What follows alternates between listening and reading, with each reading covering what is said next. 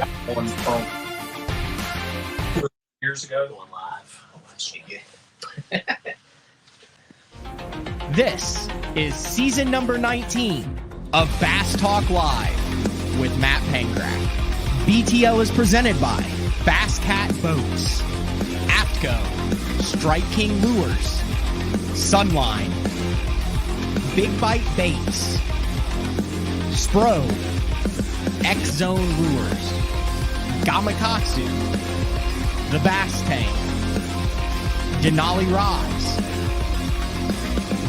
and Pro Guide Batteries. Hit him with the hook, Jeffries.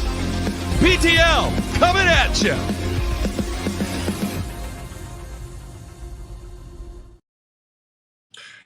Good afternoon and welcome to another exciting edition of BTL Bass Talk Live, where we are going to talk about bass fishing.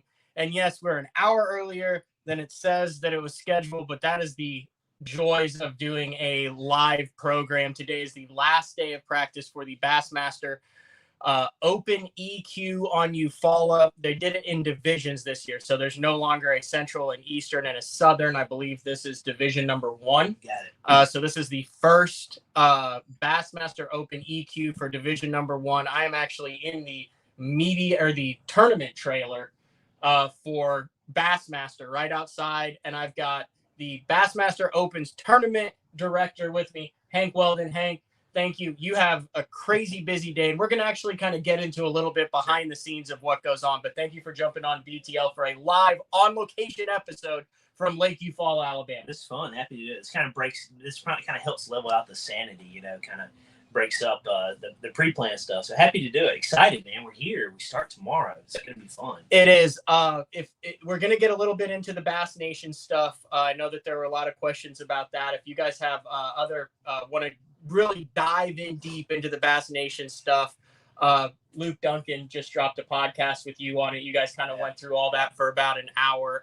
This is going to be more focused kind of on the opens and what's going on this year. Bass did a lot of, I don't want to say like reorganization, but shuffling, changing, actually listening to the anglers with everything except the payback, and came out with the EQ. So brief explanation of what you would consider the most major changes between the opens for the past 5 or 6 years and what the Bassmaster Opens are in 2023. Yeah, so you talked about it, the EQ. So really, for the viewers out there that have a hard time understanding it, just think AOI, right? That is what the EQ is, but it's the AOI of all 9 tournaments, right? And the way you get to the elites is you have to fish in all 9, and you have to come in 9th place or higher in the EQ standings, which again, AOI standings for all 9 for the season. Top 9 punch their tickets to the elites. We still have a couple. We've got a couple of comments. We still have, like you said, we have 3 divisions. They've been renamed Division 1, 2, and 3, and that was really that was for semantics, splitting hairs a little bit, because we oftentimes we'll take Douglas Lake, right? Douglas Lake has been a southern and it's been a northern before, right? So bass anglers are geography experts when it comes to that sometimes. So that's why we renamed it really to Division 1, 2, and 3. So we, because we're still going to go to the general areas where the southerns, the centrals, and the northerns went, but they're just going to be relabeled. But if you're just fishing one division and not all 9, you still have 3 opportunities to make the Bassmaster Classic. As long as you fish all 3 in your division, there's just no path to the Elite Series through the 3 tournaments. It's only the 9. Right. That's correct. Yeah, that's what I was going to dive into. We didn't take that away, right? If you're in one division and you fish all 3, should you win, you punch your ticket to the Classic. So the main difference was, though, yes, you cannot qualify for the Elites through a single division anymore. You got to be in all 9, which labels you an EQ angler. So obviously there's been a lot of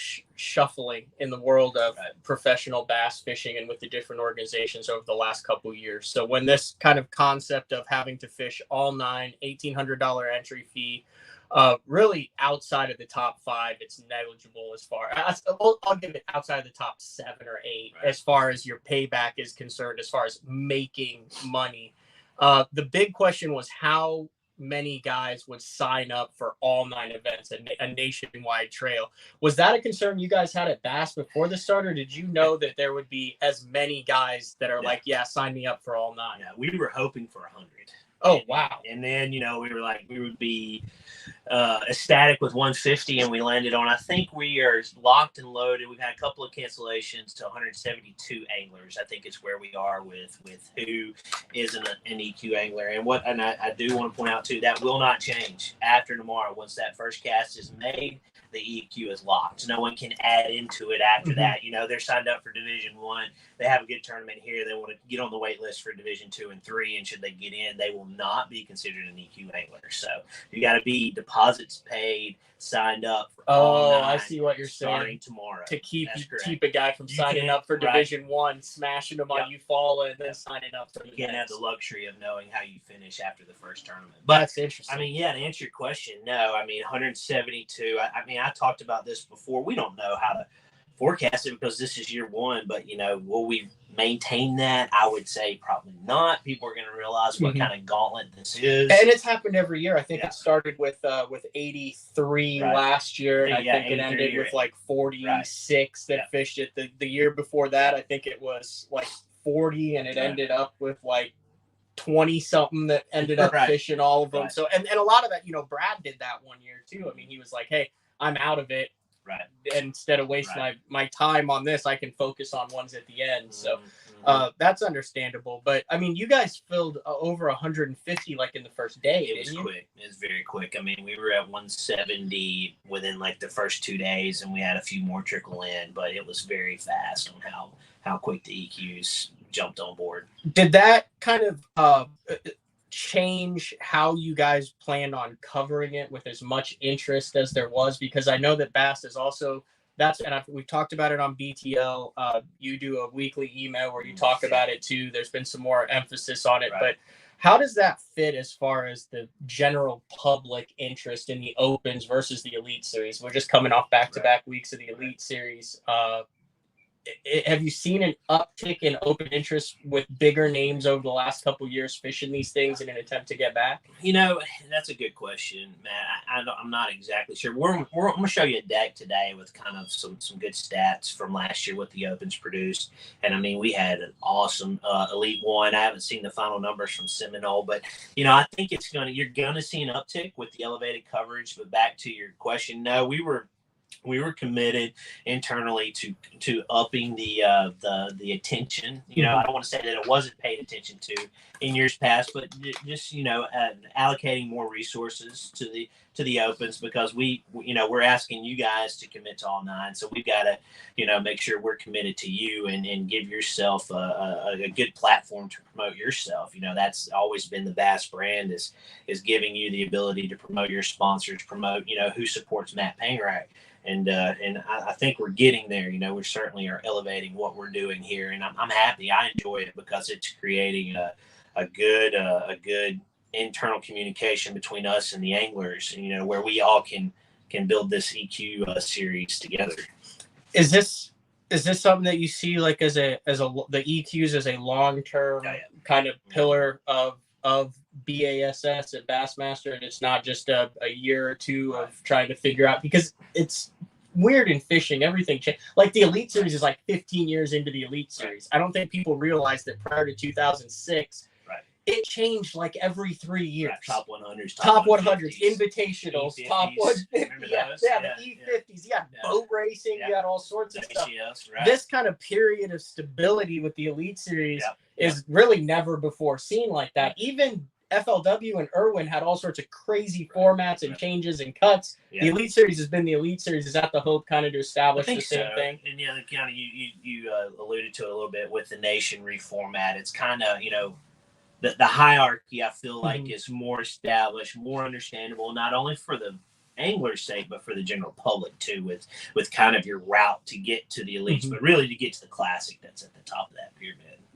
It's interesting. Different guys fish it for different reasons. There's guys that are out here this week that literally are trying to get to Grand Lake, which is just announced. I was on the water when that was announced, and I was like, I got butterflies on the water practicing, because now I'm 3 days away from being in the classic on Grand Lake. Obviously, it's a lot easier said than done, but yeah, so you've got the Elite Series, the EQs, and then let's touch on the Nation stuff. Sure. What we're actually going to do here is everything kind of kicks off at like 1 o'clock. You have photographs for the EQ anglers with their boats and all that, and then you have a meeting, you have registrations, then you actually everyone's here for the meeting this time. Well, yeah, just EQ anglers. Just the EQ. So we're doing basically pre-season everyone. meeting, 175 of the 225. So we're going to do a little walkthrough before everyone gets cool. here. Yeah. But I did want to touch that. You did mention the Bass Nation.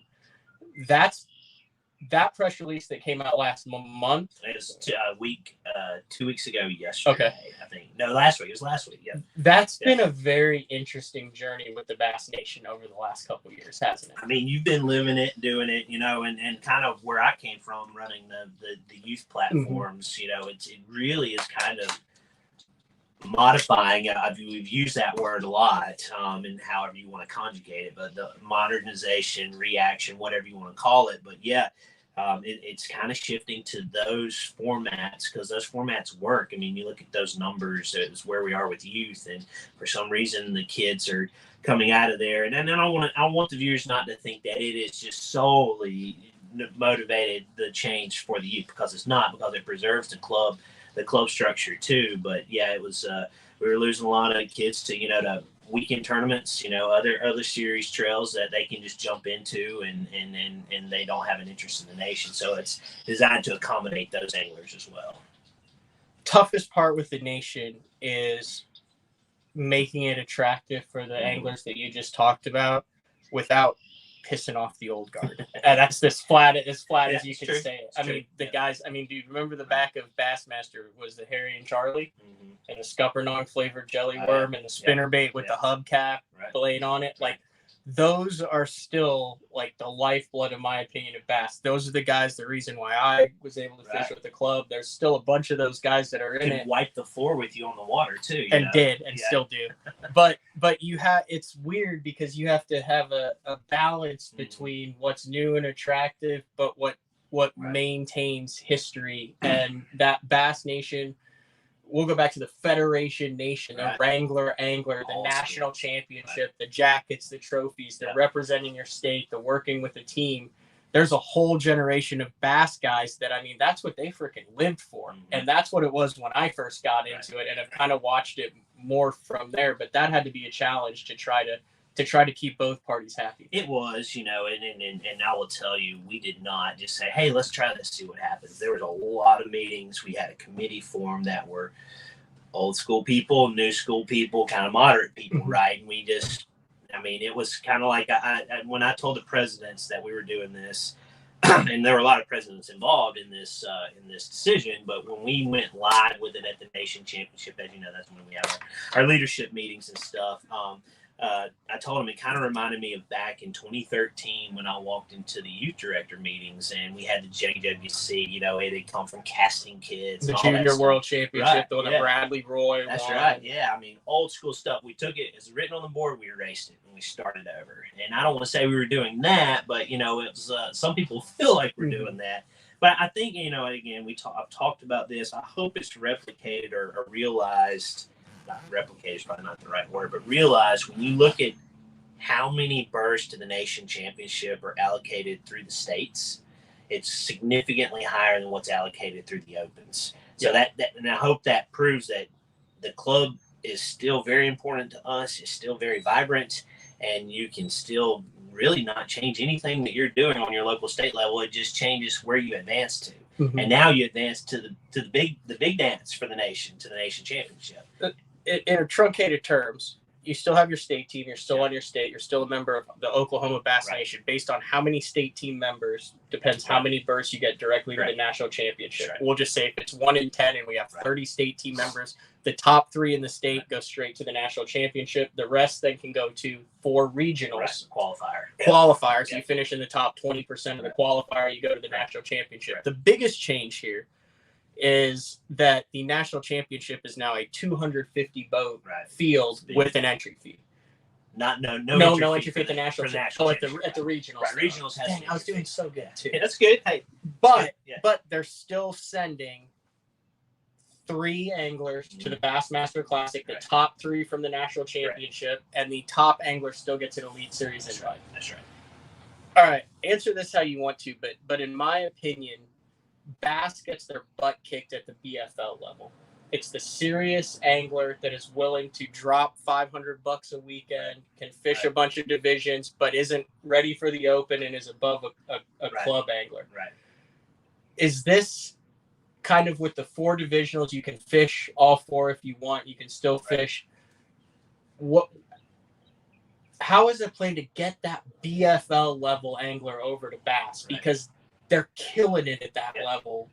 MLFLW. Right. Yeah, I mean, no, you're right. I mean, that's that college angler that graduates, right? And they don't want to jump into a club, can't make the meetings, whatever it is, but they can hit a Saturday morning tournament. So yeah, you're right. I mean, we are kind of targeting that angler to a certain degree with the qualifiers.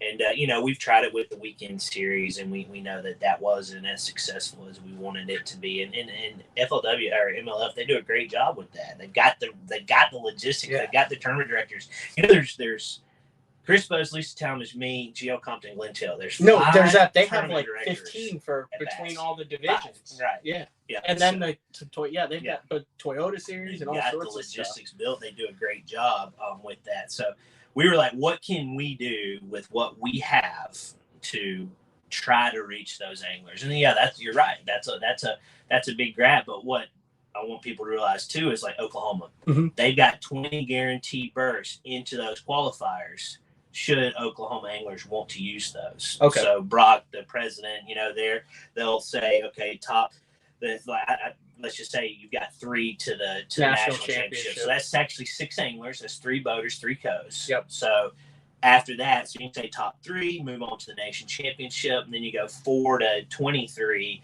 get automatic invites into the qualifiers. So you can jump in there. You still got to pay the entry fee, but you're guaranteed a berth into one of those too. I like it. I think it's good. I think it's a little bit new school, but as long as you're trying to incorporate more people, you're trying to make it fair for everyone.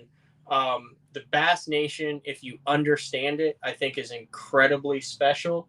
I think the issue with the Bass Nation is it's almost like government, where there's like every state is run, and you've got like Washington D.C. with you guys, but then there's some funky stuff that goes on in every state. Like you have some states that are massive. Right. You have some states that are like, well, we only want 10 guys because Jim can't beat anybody, and he's been on the state team 37 years in a row. So it's real interesting, and I'm a fan of standardization.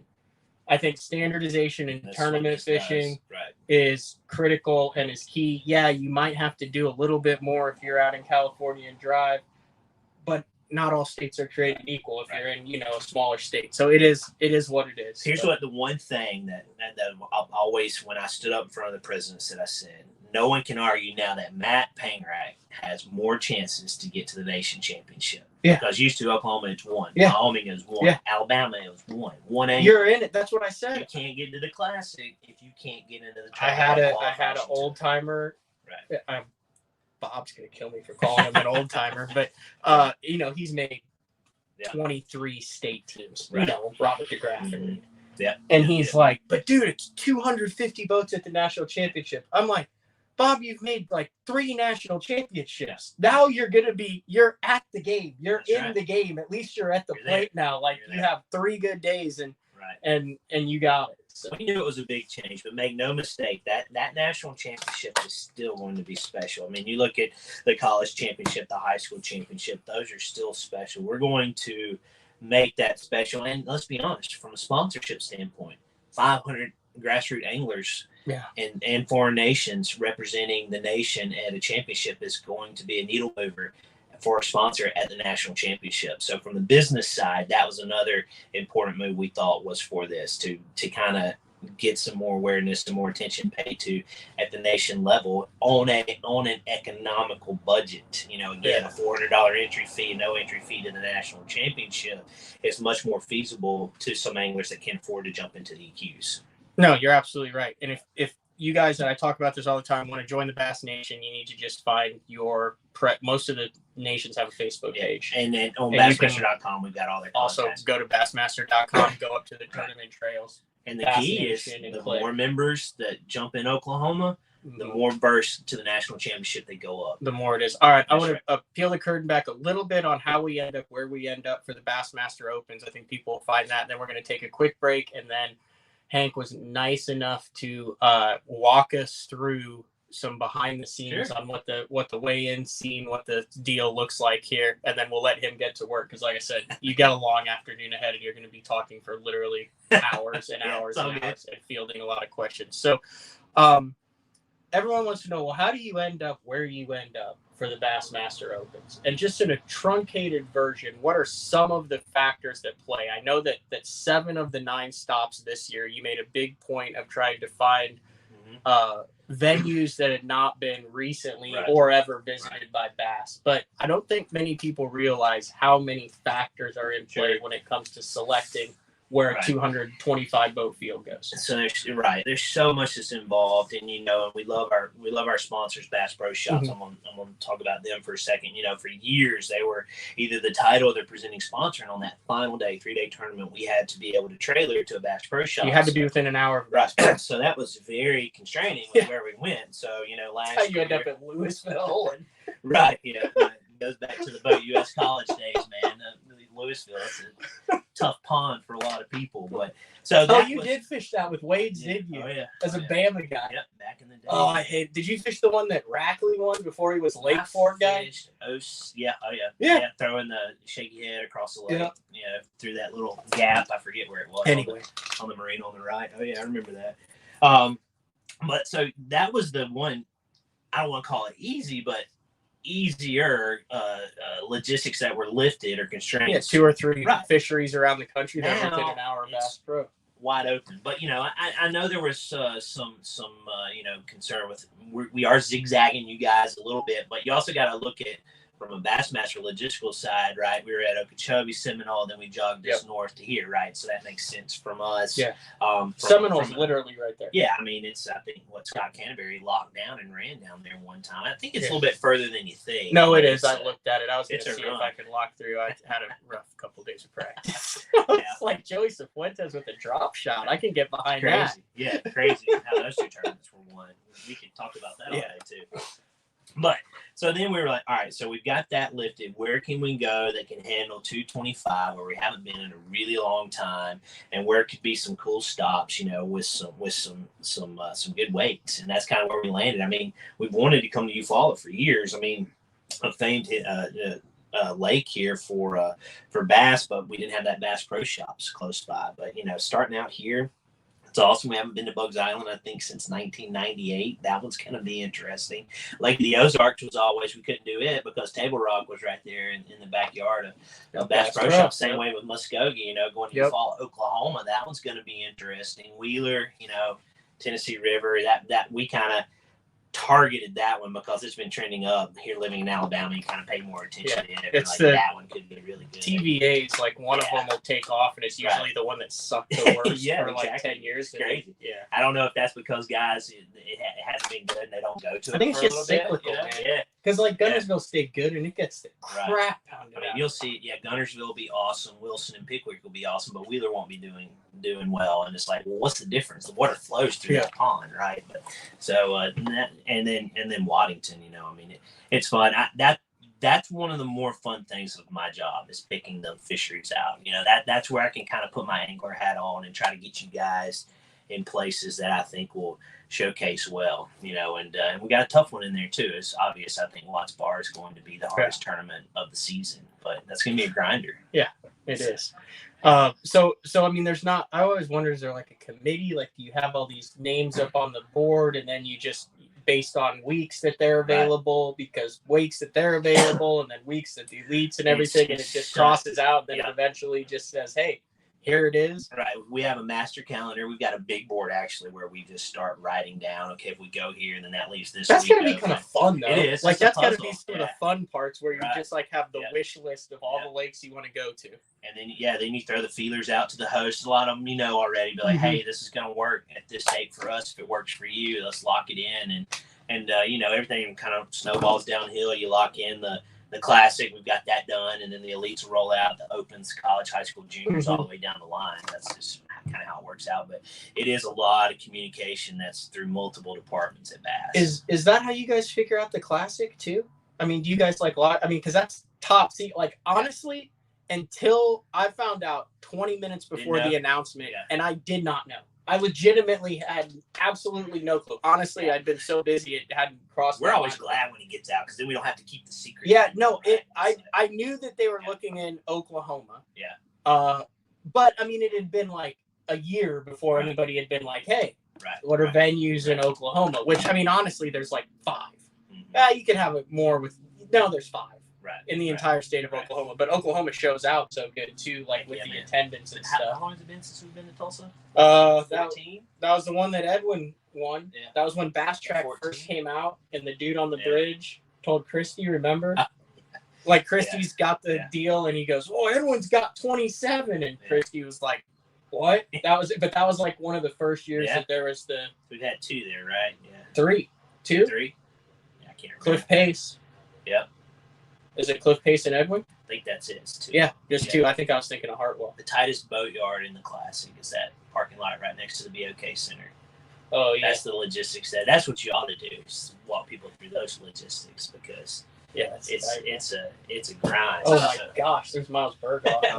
we're live on BTL. Do you want to come say hi? Oh, hey everybody. That is Miles Berghoff. We're going to take a quick break, folks. When we come back, then we're going to have Hank. Guys are starting to show up. We're going to have Hank walk us through the backstage. Maybe we'll get Miles on for a couple minutes if he's still around, unless he's got an issue. Typically, when you I got to tow somebody. Okay. Oh, he's got to tow somebody. All right, we're going to take a break. When we come back, we'll talk around, walk around the backstage. It is BTL on a Wednesday, on location, BASS. What is it now? Do you call it BASS? Do you call it Bass, or is it Bassmaster? What is technically correct? This is the St. Croix Bassmaster Open. St. Croix Bassmaster Open Tournament Director, Hank Weldon, and we will be back right after this. The new Puma STS has been redesigned from the ground up. With the angler, design, function, and performance in mind, nothing on this new offering was compromised, and the only thing carried over from the previous version is the name. Based on the Soft Touch series hull that started with the flagship Jaguar, this new model is nimble and performs incredibly well at all speeds with either a 250 or 300 horsepower engine. Featuring a new 96-inch wide-body footprint, this hull measures out at 20 foot 7 inches in length.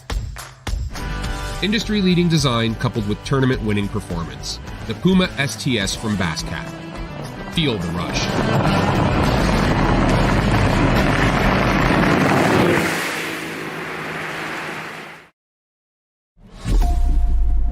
Blowing us up in the comments. Yeah. Hold on. Are you live still? Yeah. All right, we're back. We ran a commercial. We'll try to figure out how that works. You want to walk through some of the behind the scenes? Take the Ford deal, and then we'll just walk and follow. How we doing? Yeah. So that's the brain where we just were, the main office that houses our databases, when that it tells me, all right, here comes Matt Paintrack up, I can see like all your finishes, all that fine stuff. So that's kind of we call it the principal's office too. It's never good if we have to call an angler into there, right? But so let's see, let me get back here. Fish care is obviously very important to us. And that's I think replicated in our system, but so this is the side of the stage where all the anglers will come up. We don't have it fully set up yet, but so if you can pan out there real quick, so all the anglers as they check in tomorrow, they'll dock up right there, and then they'll get a 2-bag system for us, a mesh bag, a solid bag. And you bag your fish in the mesh bag, in the solid bag, and you'll come up backstage, and then you'll leave your fish in the mesh bag, but leave your solid bag behind. And then these big tanks will be filled with water. They got a little bit of water in it right now, and they go through the system, and then they'll hand the fish off right here to our guy, Mike Burtis. You actually just probably saw him a second ago, and we'll check them, make sure they hit the 14-inch length limit, if they're alive, dead, etc. And the thing I like to point out, though, is these fish are in the water the whole time, except for like right here. We'll have them in the water here too. We'll have one side with water, one side without. And then once we get them into the computer system, they're in these tanks right here, and they'll bounce through as we flow through the weigh-in, and then they'll be waiting right here, and then we'll call them out and up on stage. So then you step up on stage. You'll hand the fish off to our weighmaster. I can undo this real quick. These are our master scales. People sometimes want to know the scales we use, so we're not sponsored by this company, but we've had them for years. Duran is our official scale. In case anybody wants to know, we get them certified every year. We also have a certified 5-pound weight that we put on them every day, and we have the contenders verify that. So, again, we make sure that all that is good to go before we weigh them. We'll hold them up. This is what it looks like from the angler view. We'll have the crowd out here, and then they'll go off and back into our live release boats, which we've got them, the Yamaha Afco live release boats. They're over here right now, but they'll be in the water tomorrow. And we'll have fish runners that run the fish around to get into the lake or into those boats, and then they'll go back out to the lake and we'll release them. And then we'll rinse and repeat 225 times for pros and 117 times for co-anglers. That's how it works. There you go. That's about the only time. That's about the only time you're gonna get. That's an actual walkthrough like that. So, like I said, I wanted to go live. I'm not exactly sure how all of these lives are gonna work. I was gonna get Miles on, but he's got to go help someone who broke down. So he was just making sure he could go help the helpless. Do you think people want to know what's going on today? I don't care telling them about that. What's going on? I mean, it's gonna be awesome. You'll see all this on Bassmaster.com. We've got our EQ anglers coming through. They're gonna get a picture of the trucks and boats, and we'll be able to put all that up, and you guys can see what kind of rigs they're running. I think they're pretty cool. I think we got a new one of those new rigs out that's being debuted at the Classic in the field, so that'll be really interesting. Yeah, the Wheeler boat. Yeah, that's gonna be Someone's cool. got an icon. I don't know how they did it. Yeah, but interesting. Yeah, so that'll be pretty cool. You'll see their trucks and stuff. We're getting headshots. Sometimes I call them mug shots, depending on the angler. Headshot or mug shot. Still no jersey this year, folks. I thought this was going to be the year. I'm still safety pinning it. Okay, there you go. All right, that's fine. It meets the rule. It does. So you're good there. You don't have to wear that yellow hat. You guys got to get some better hats, man. Well, sometimes that's to encourage you to put the logo on your jersey. Those have to be like 30-cent hats made in a third world country by a 7-year-old kid. But yeah, we're going to do that. And then we've got a big preseason meeting where we're going to try to get you guys loaded up for the EQ anglers. Is there beer at that thing? No, there's not. Dang, some of them have it. We need you paying attention. Okay. So, we're gonna go through all kind of stuff like, things to keep in mind with if you're on live, social media posts, that kind of thing. And we're gonna dive into the rules a little bit because again, I don't know. You're not doing the typical read every word. No, of the rules. I've got highlighted stuff. Okay. And how many of those have you sat through where they're like page 1, rule 7A? We're not doing that. But we are going to dive use of dip nets. And you're like, oh god. We are going to dive into it a little bit, and then I think this is important for your viewers. Is as a tournament director, we don't try to catch you in a rule as much as we try to make sure you understand the rules so you don't violate the rule, right? Yep. So, we want to arm you guys with a good understanding, answer any questions if we have them, that kind of stuff. So we're excited. Busy day. I mean, we're on the heels of the EQ. We watched some weather on Friday, so hopefully Mother Nature can cooperate, but we may have to make a call there too for that.